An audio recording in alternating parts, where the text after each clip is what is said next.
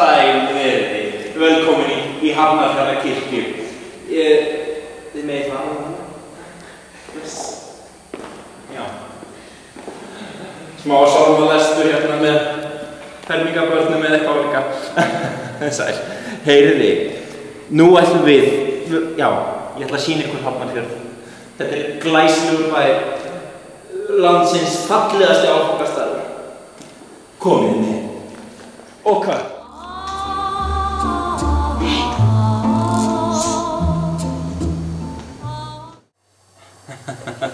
Við Hafnfirðingar erum mjög tillitsamt fólk.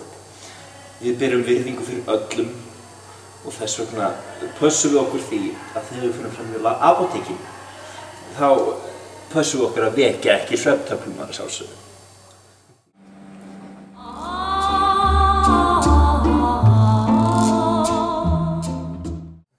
Já, sæl aftur.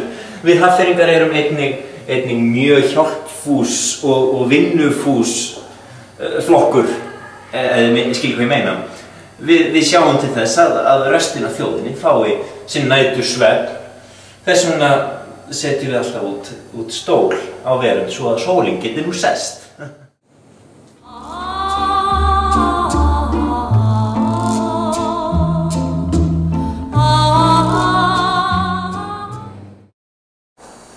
Við berum mikla virðingu fyrir náttúrunni, eins og þú séð, falleg náttúra hérna, og við berum virðingu fyrir öllu sem í náttúrunni býr. Ég hef fundið hóp af álfum, fylgiði mér og sjáiði. Ef þið fylgist með og sjáiði þá vel, við erum hérna í Hellisgerði. Við skulum fyrir ykkur hérna.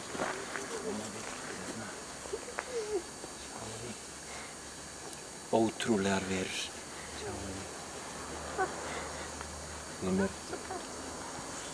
Álfar eru með einbeðan feld í líkamanum og þeim verður ekki kalt þar af leiðandi. Nei, ég meina þeir eru ekki með feld, þess vegna verður þeim voða kalt stundum. Þessir eru greinilega, þeir hjúfra sér svona saman til að halda hita. Myndatökumaðurinn er furðu lostinn. Alveg ótrúlegt. Já. Ég ætla að reyna að fara aðeins nær. Og ef maður nær húfunni af álfinum, þá er góðsögnin sú að allar óskir manns muni rætast.